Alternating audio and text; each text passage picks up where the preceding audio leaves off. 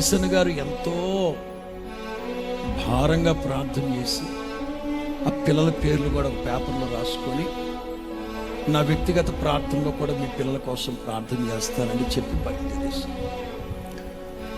వెళుతూ వెళుతూ పాలేరుతో ప్రార్థన అతనితో అన్నాడట, గుండె తరుక్కుపోతుందిరా, ఆ తండ్రి తల్లిదండ్రులు ఎట్లా భరించున్నారా ఈ పిల్లల్ని, ఒక్కొక్కడికి 20 సంవత్సరాలు పైబడిన వయసు అంటే. పక్కనున్న ప్రార్థన అతను అంటాడట, చేసిన పాపం ఎక్కడికి పోతుంది, ఏమిట్లా అంత మాట అంటున్నావు, నిజమన్నా చేసిన పాపం ఎక్కడికి వెళ్తుంది. ప్రభు మనతో చెప్పారు కదన్నా, మీరు ఏమి విత్తుతారో చెప్పారు కదన్నా. దేవుడు అన్యాయస్తుడు కాదు కదన్నా. ఏమైందిరా,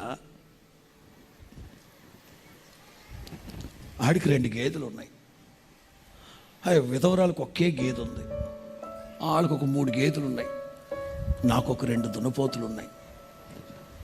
పొలాల్లో మేపుకుంటుంటాం, పొలిమేరల్లో మేపుకుంటుంటాం.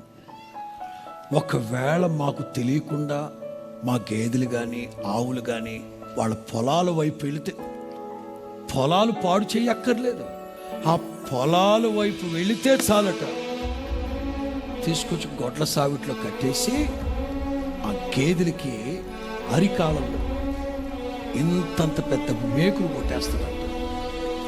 గిట్లలో కొట్టేసి ఏవీ తెలియనట్టు వదిలేస్తాడు.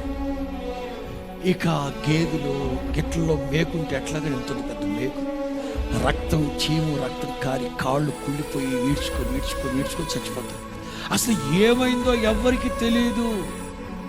ఇంట్లో పనిచేసేవాడిని కనుక నాకు ఒక్కడికి తెలుసు ఈ దురాగతాలు. చేసిన పాపం ఎక్కడికి వెళ్తుంది పాస్టర్. అందుకే వాడి కొడుకులు ఇట్లా పుట్టే కోతుల్లాగా, దున్నపోతుల్లాగా, గేదెల్లాగా కాళ్ళు గిట్ల చీలున్నాయి. జాగ్రత్త జాగ్రత్త, మోసపోకండి, దేవుడు వెక్కిరించబడదు. నీవు నీ కోడలికి ఏ కొలత కొలుస్తావో నీ కూతురికి ఆ కొలత కొలుస్తాడు. చాలా జాగ్రత్తగా ఉండాలి, చాలా జాగ్రత్తగా ఉండాలి.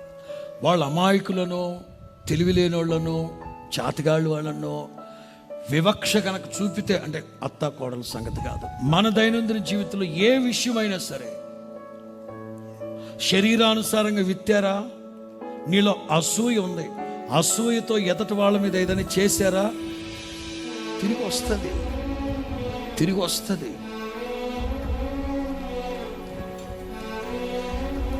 ఒక వర్తమానం రాసున్న సగమే రాశా, చేసిన ప్రతిదానికి ప్రతిఫలము అని ఒక ప్రసంగం సగమే రాశా.